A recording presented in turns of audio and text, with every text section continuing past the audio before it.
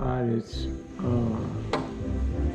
his name was Ole Chester Scott. All right. He was made his main living sawmilling, and he didn't go to but third grade in school, and he could walk through the timber that they wouldn't sell, and he could come out of there then, and he'd stop, and he'd just sit there. And Daddy said his face get bad red, and said when people a little bit, he'd tell them how much timber he'd cut out of there, you know. And they was cutting timber down at Greenwood Springs, down at Greenwood.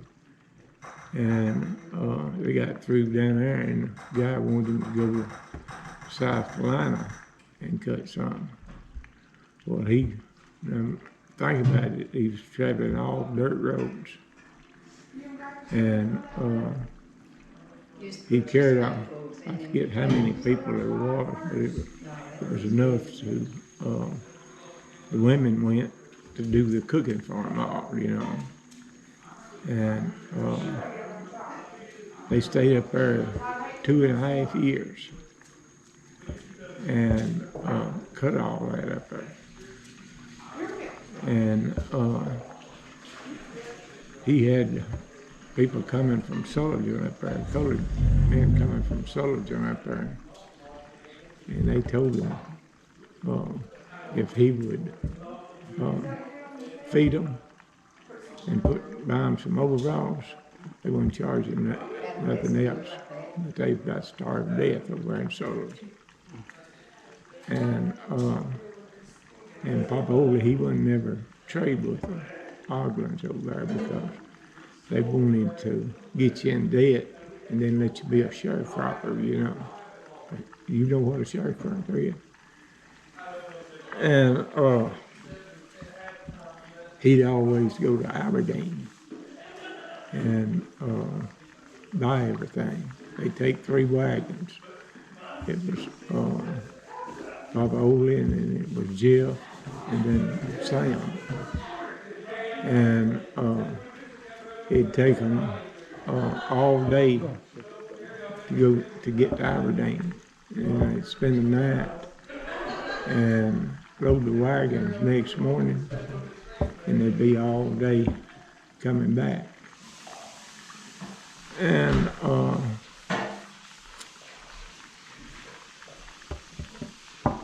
they, anyhow, I was going to keep going to South Carolina after they cut a track down there at Greenwood Springs. And they had, a line of people going with them. Had to, and I'm talking about he carried their wives with them, and colored guys, you know, to do the cooking. And they went, stayed out there, I think, 2.5 years. And Mom, she went out there one time to see them. I don't know who carried her, but they said that she went out in the ocean, went to the ocean there and sat down and washed her hands off in it, you know, turned around and said, okay, so I'm ready to go back home. And I always thought that house Joel lived in, that was their new house. The old house sat there facing south. You remember a well house being out there? That well house, that well was on the back porch of that house. And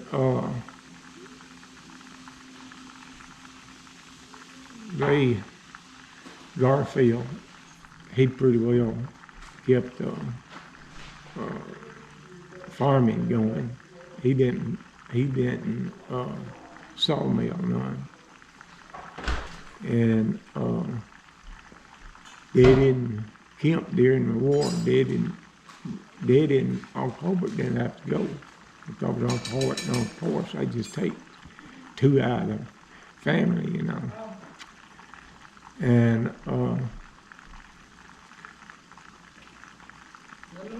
they had a big bunch of, they didn't have no cows, or they had milk cows, but they had horses. And I can remember the horses. Daddy and them would go to, when they first started the corn sheller, they'd go to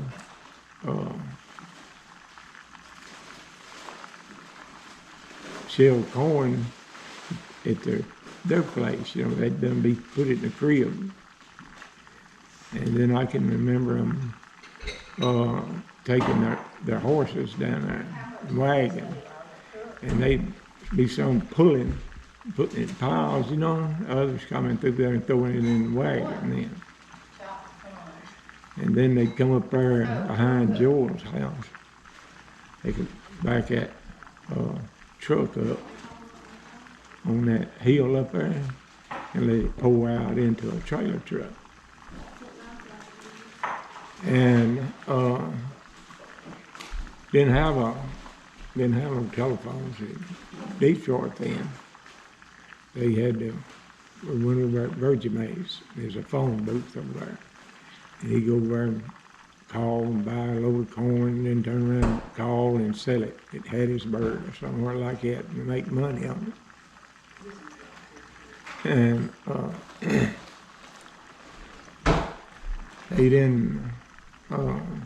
they never did, well, they picked a good bit of cotton, but not no whole lot. Mama picked cotton, Aunt Nate picked cotton. Me and Diane, we played in the cotton, you know. We was small. And I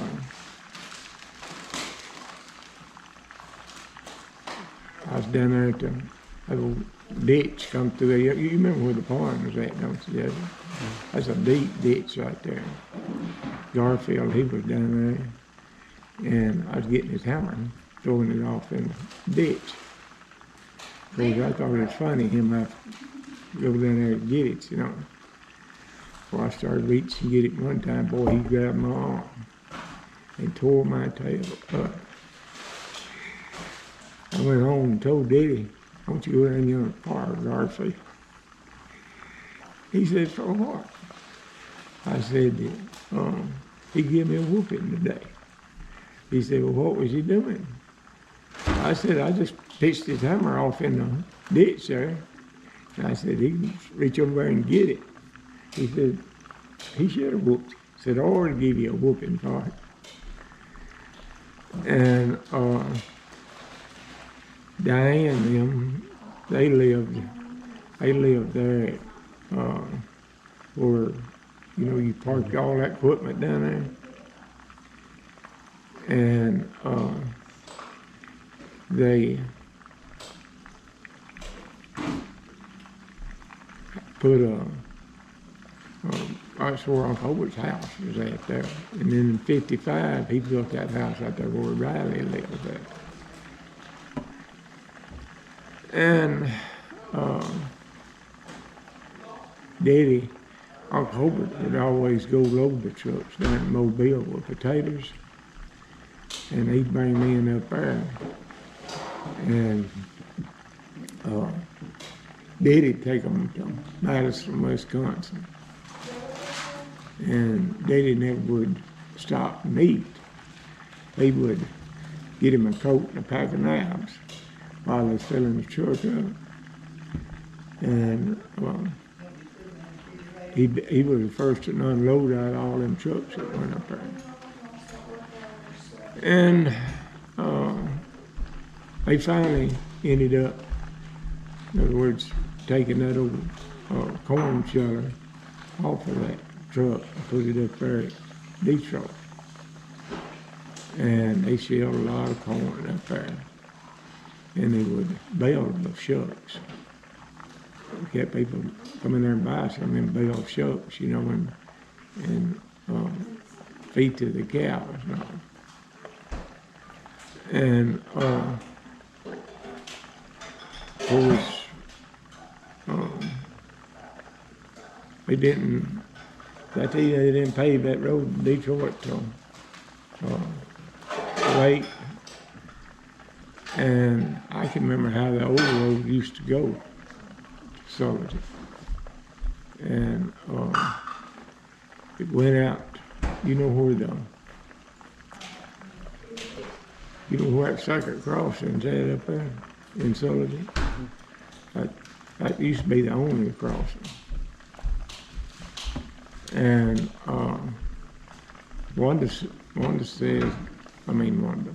Mama said that they'd pick cotton, and when they got the cotton picked, they would go back to hoeing cotton. They had to hoe it, and Wanda says she can't remember it, but it used to be a calaboose. And there where you turn to go out to gin, and they would put them drunks in that, white or black. They had to go in there if they were drunk, you know. And well, everywhere I go, they would want me to sign non-compete, you know. They didn't want me coming back, you know, working for somebody else. Let's get that corn down. Get the place there and lay down. Lay them down, okay.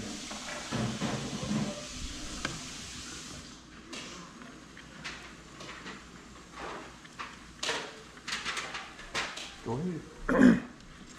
All right. I need to spit these corns out. I'm going to. I'm still a kid now. You drink? Yeah. You got one out already? Did you drink all these Sprite? Yeah. What you Hey. got, Coke or Sprite? All right.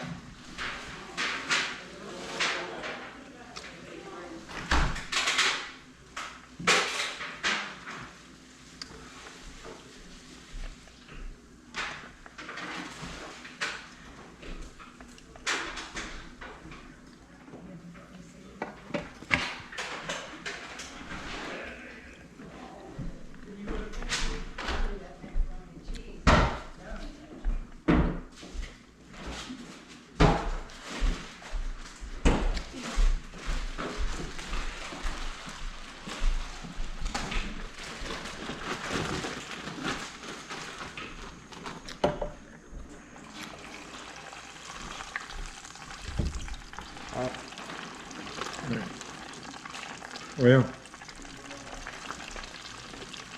we'll take care of that.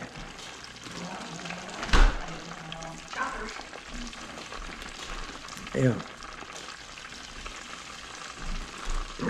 We'd meet the peddler. Me and Diane would. And then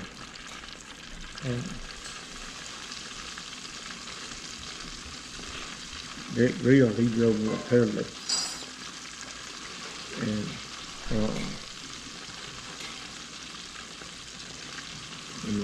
it was country stores everywhere back then. And when Walmart come in, you know, put them out. And getting back to farming, they had a barn down on the lower place down at Garfield. And then Anderson, he had one. He drove a school bus to Todd School down at Vernon. That's where his wife went. And Just let me ask you some questions. Tell us how you and Mama met. Oh. Well, me and Roy Minor was running around together. And so I told old Roy Minor, I said, boy, I said, we rode to school up there and there's a girl getting on a bicycle.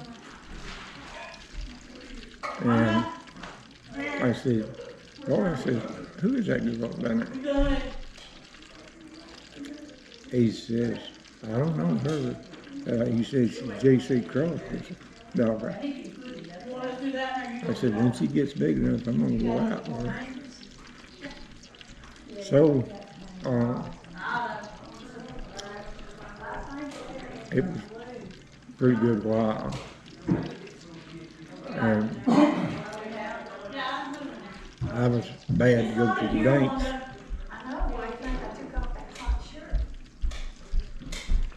I'd go to a dance down at the Legion Hut. Oh, they had a big dance. People coming way out of Mississippi, down around Caledonia, and everywhere. Up there to the dance. No Tony Katz was singing. He was from Winfield. He went, they just got where he was having first one road down there then.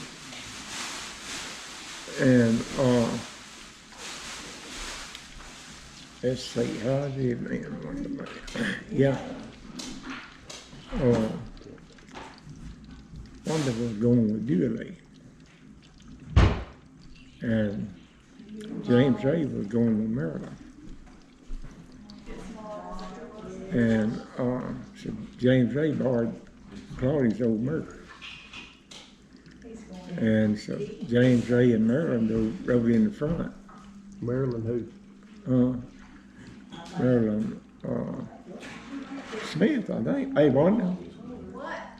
When Maryland's Smith. Yeah. And so we dated around there for a while. And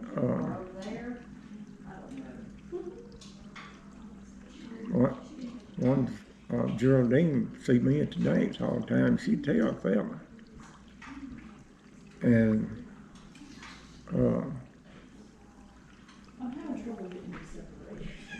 that we done that for a while. And Wanda, what was your first job, Wanda? At Henry's? Yeah, Wanda was working at the drugstore. How much? 75 cents an hour. And then I got a job at the Beachwater plants, in the shipping department. And Dwayne Oliver was there. Me and him talked a lot. We got where we go over and see them and play rook and all. Wanda says, I don't know what their name is. I said, we have to sign their name on them tickets that we stick on the box, where if they messed up when they get there, they know who done it. Chew them out, I went over and looked at his name, Went back at, I talked to her that night. I said, you ain't gonna believe this. I said, it's Dwayne Oliver.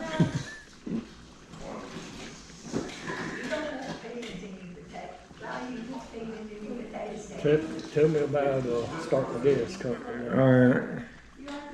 Well, I'd worked for United.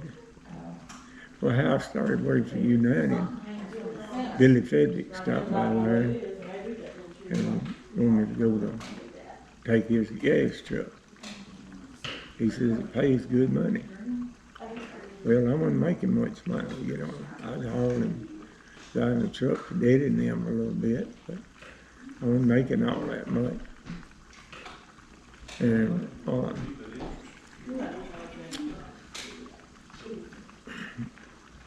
Well, wait a minute, I'm getting too far along, I think. Daddy bought a 2-row corn picker. And he told me, he says, Larry, he says, I ain't got time to pick that corn. He says, if you'll pick it, I'll come get the wagons and keep them unloaded for you at the mill, you know. I said, okay. Well, I done that a while, and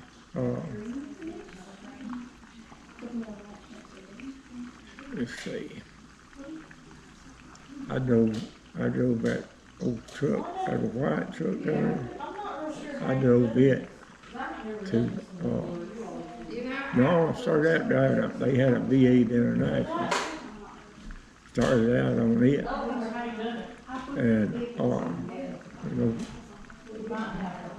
I need to go to the bathroom real bad when I pulled in there. So I just got out and told him to fill it up. He filled it up with diesel fuel. And ripped the motor in. Then it was about half full, you know. I'd haul down to Livingston Farm Supply. I'd haul to Ziegler's, and them had a big feed store there, below Allisville. And, but anyhow,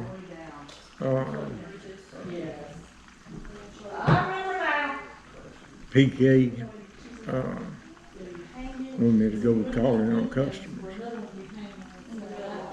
And of course, I never did meet no stranger, you know. I left going up through there, and Hard Scott, he was on the truck, and we was riding horses together, and of course I was a coon hunting some too then, and me and Tiny coon hunted a whole lot together, and we didn't have nothing but some of them 3-cell flashlights, you know. And we keep putting a battery in the back, the ones that we shining the tree with. And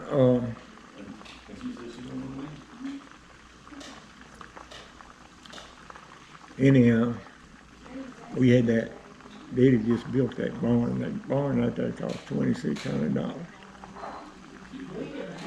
And they wanted some playground to hold over there, them bridges, you know, when they put them in. Well, me and Daddy crossed that bridge by the way of 190 with a drag line on it. And we got across, here come a gravel truck, just a, you know, just a regular. They kept a night watchman out there around the gin all the time. And I used to go by there, even after I got to get in the car and going places, I'd come through there, and they had snacks and things in there. And of course, that night watchman was sitting there, you know, overflowing well out there. And they got, let's see, Eddie and them got selling corn pretty good. Well, they got to baling them shucks, and had this hauling cobs off to a gully somewhere, you know, and dump them in it. And then Daddy had a OL 190, and first had a K8 International, and then he swapped it for L 190, and he would go to over Virgin Hayes and call up there at Coleman a lot of times, and he'd go up there and load a little corn and go to Hattiesburg with it. And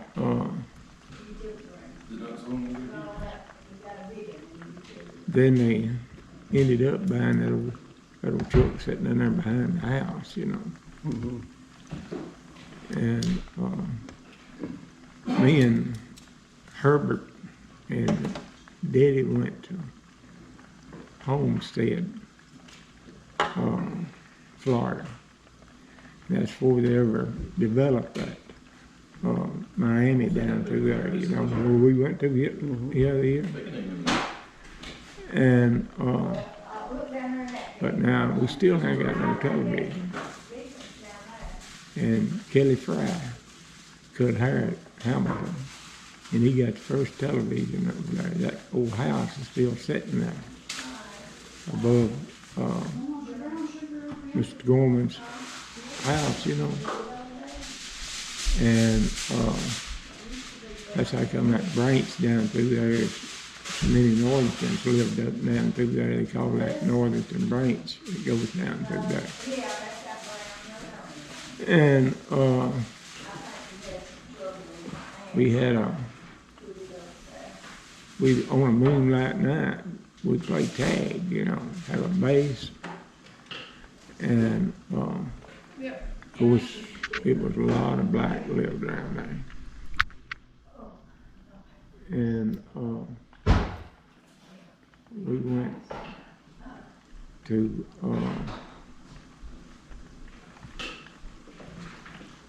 Mom had a battery radio, I don't know what he had on it, and he fell in.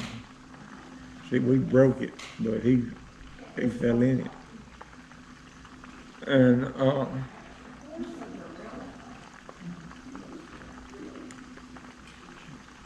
I was riding, me and Paxton was riding bicycles. We come off Chapel Hill up there, and I outrun him down through there riding a bicycle. And I put my foot on my brakes, and I was gonna make the back end slide around something, you know. Well, when it did, Paxton run over me. Let's see, he run over this leg here when I had in the cast, I think. And I just had it from about right here to my ankles down there. And I had to walk with crutches. And Daddy them's bad, play checkers up there at Brian Grieger's store. And boy, it was hot. What you talking about? I got there's a bunch of them there playing checkers.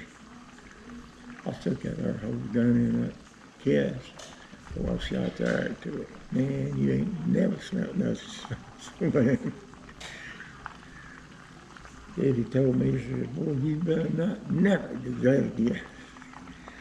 Said, all them checker players just left me. And, but it was,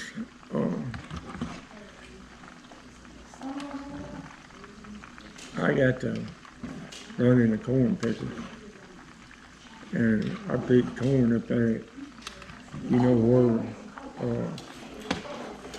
them,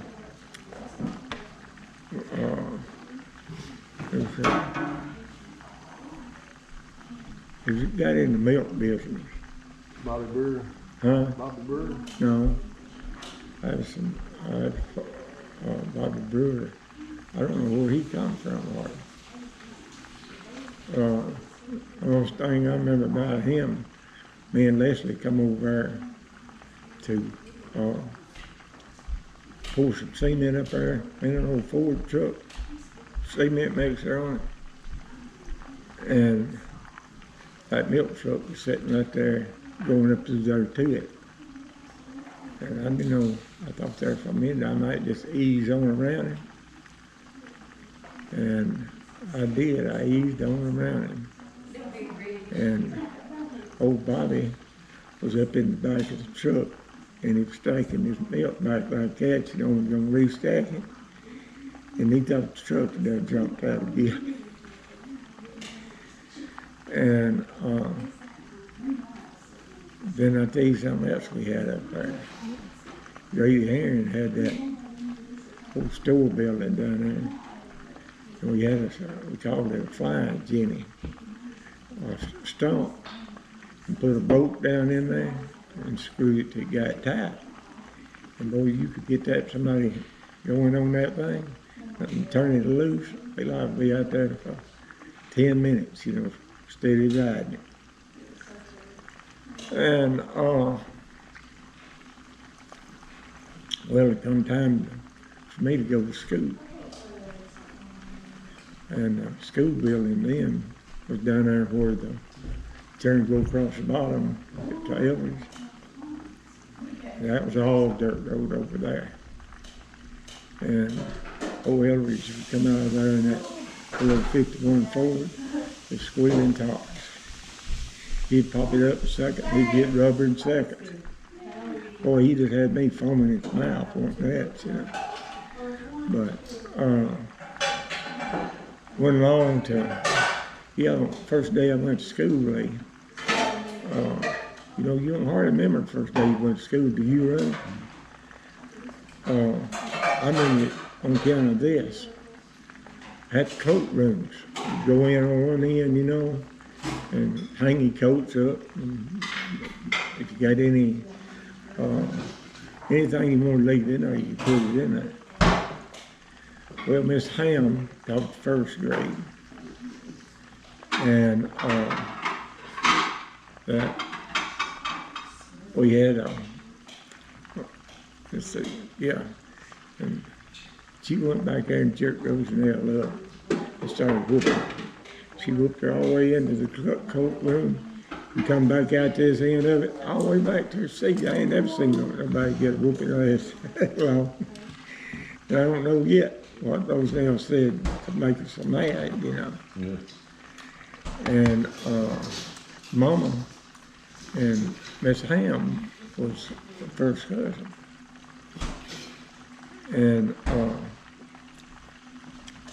but anyhow, we got to play volleyball, and we didn't play no football because it's all rock and gravel, you know. And Michael Norton, Miss Dorothy brought him to school, and she'd put him out, and he'd hold on to the door now. he wouldn't go into school. And Kenneth, he saw his mama come up and go across the bottom. He told Miss Ham he wanted to get him a drink of water. That's water, I tell you, turn the knob and squirt water up to you. And he would have let's see, I was trying to think of something else too. But anyhow, Kenneth come out there and got him a drink. He went on around the corner and he took off across the bottom where he seen his mama go. And he was all the way over there just about at Elvis's when Mr. Ham caught up with him over there. And then they built us a different school up there. You know, they tore it down now. O.H.E. Gardner was a principal. And me and Grafton Lucas, Grafton about 2 years older than me, you know, and he failed. And he just picked on me all the time. And I didn't have any bait of it. And so me and him tied up fighting around there. Well, old A.C. Gardner, he went around there and he got us, carried us into the office there. And he gave me 5 licks. And he gave Grafton 5 licks. Grafton claimed he turned the board halfway, you know, and hitting him with it. Well, Grafton's daddy was down there the next morning sitting up there with a gun. He gonna kill him for doing that, you know. And so we made it all right rest of that year, I reckon. How old was you when you tore your toenail off? Huh? You told that story yet? Let me see, when did I tear it off at? When I kicked the ball or something? When you went in the ditch out there on the porch. Oh, yeah. Mama gone to carry, Daddy's substitute up there to the mill. And, Uncle Hart, of course, he, Virginia, had done carried him his. No, it wasn't that. He married Floyd Langford to start with. And she, she just thought the world of me and Teresa, you know. And she stayed sick a whole lot. And everybody thought she was putting on, you know.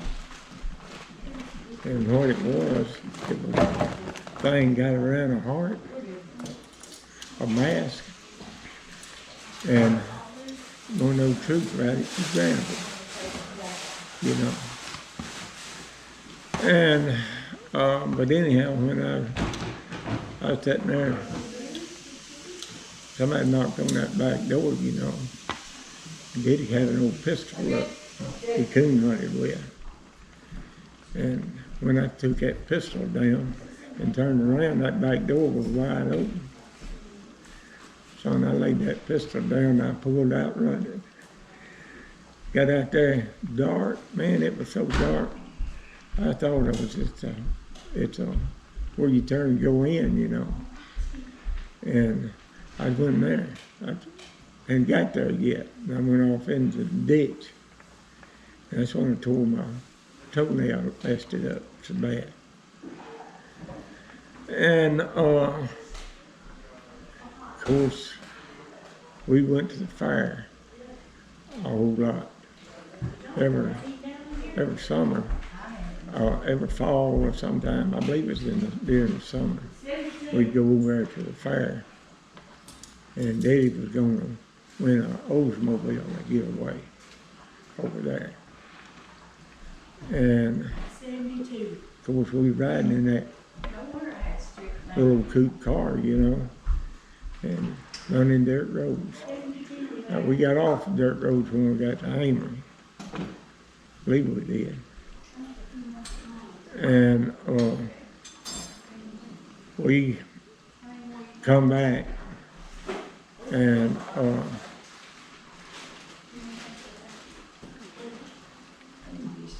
I went and bought Champ, a horse, you know. Well, Daddy didn't know nothing about a riding horse. He put just a straight bit through old Champ's mouth, you know.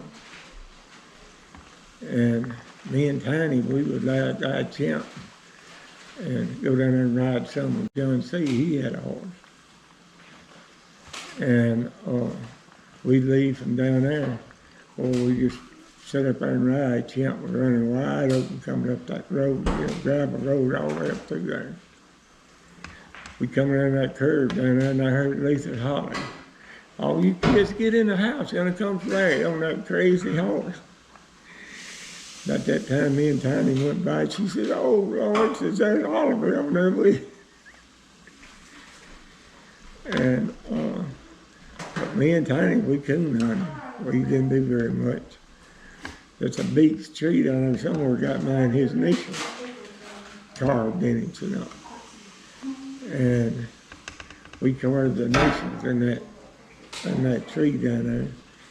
And he had an old dog about half, but he tree a coon. I don't know what the other half was, but he'd tree a coon and tree a possum. Anything going up a tree nearly he'd tree it. And boy, had good woods. I'm talking about showing us good woods back then.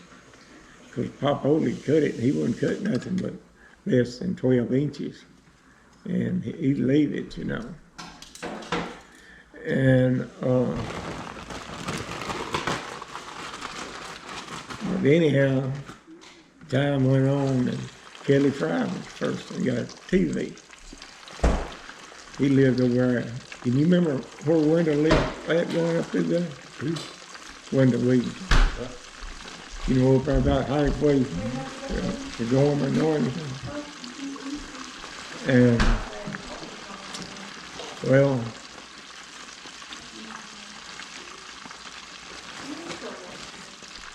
my boy told me that Inez Mullins now was just crazy about John Norris.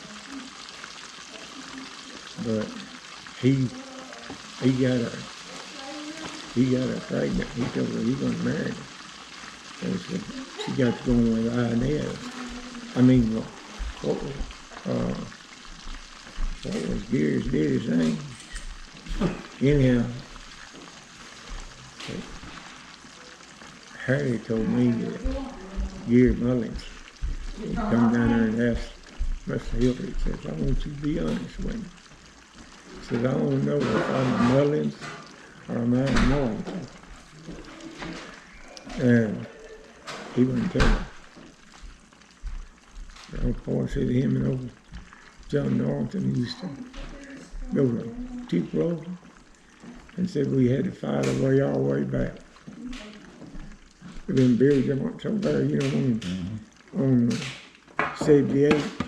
And I don't know where that was. Yeah, that was paid then. And then I skipped ahead, Daddy and them. I tell you, Daddy and them put an old shelter on the back of an old truck. And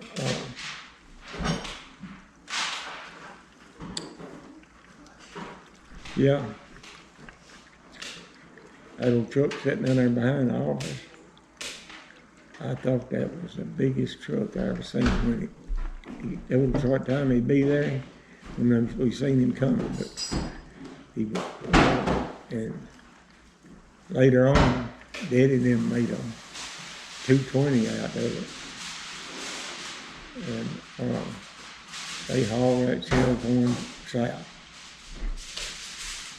And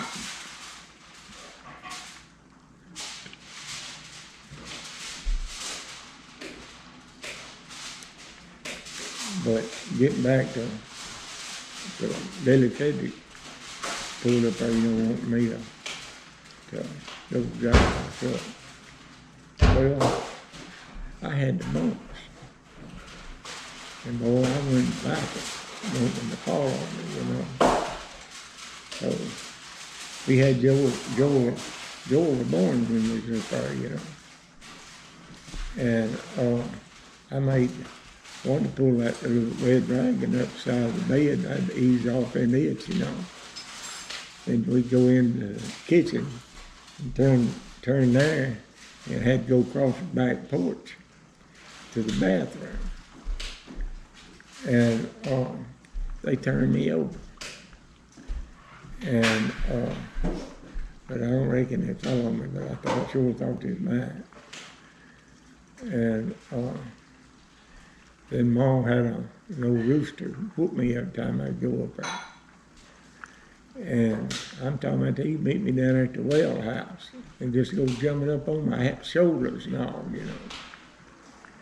Well, Ma was out there one day and when he done it, and she went over there and fed him, and she grabbed that head, and boy, she ringed it around about 3 or 4 times.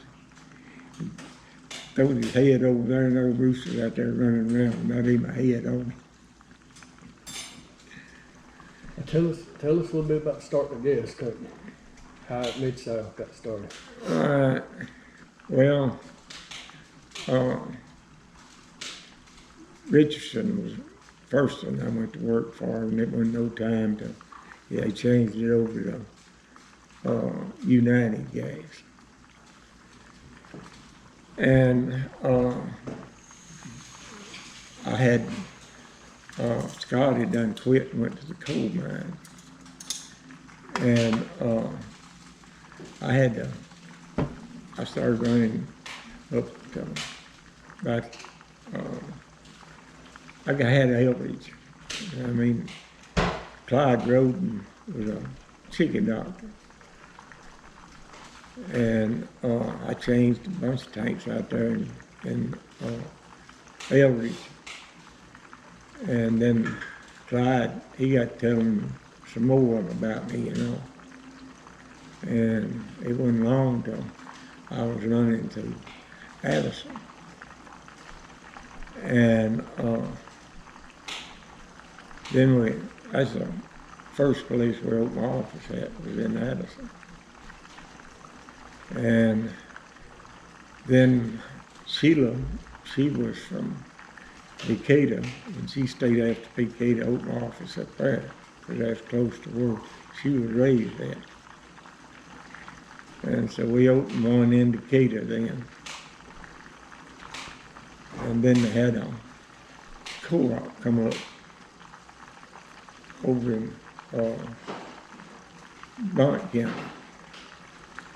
And they wanted us to turn a bid in on it, so we turned it in on it. And we got it. And we had I had hunted different places to drop them tanks off. We went out to Harlem so far. And we went up there and just stayed in the motel and set them tanks. And I'd let them set them mostly. I helped them set a few to start with, but I was having to go out and find a place for them tanks to go, you know. And boy, they go quick. And we staying in a motel up there. And I had Wayne, he was down there on his hands and knees putting them blocks in the tank, getting it level. And he told me, he said, Larry says, I've always ruled 34 under there. He says, these things is about ready to move today. He said, I'm going to store and buy some. And run up on Larry Ivy. And of course Larry was a coon hunter. Him and his wife go to Danks up on Sand Mountain, you know. And he said them that Alabama bunch was playing down there in that Legion hut. And of course I didn't have to go up there. I'd go up there in the daytime, but I'd spend the night every now and then, so I was a long ways up in there. It'd take me too long. It'd be after midnight before I ever got home. And I had that little black Chevrolet pickup. You remember what I'm talking about? And I had a company radio in it, and I had a CB in it, and I could not keep from getting a ticket. Old state trooper stopped me one day, and he says, you know you speeding, don't you? There you go. And he said, at least he told me the truth about it, you know. I said, I'm gonna know. He said, you done had these things pulled several times, haven't you? I said, just how do you know I had them pulled several times? He said, you don't see all them staple holes in it? He said, that's where they've been stapled to the wall. Hey, I just keep driving when they pull my license. He can't give me money, you know, to pay for it. And I got to know Don Allison real good, and his wife had kinfolks over there above Beaverton going towards Buin. And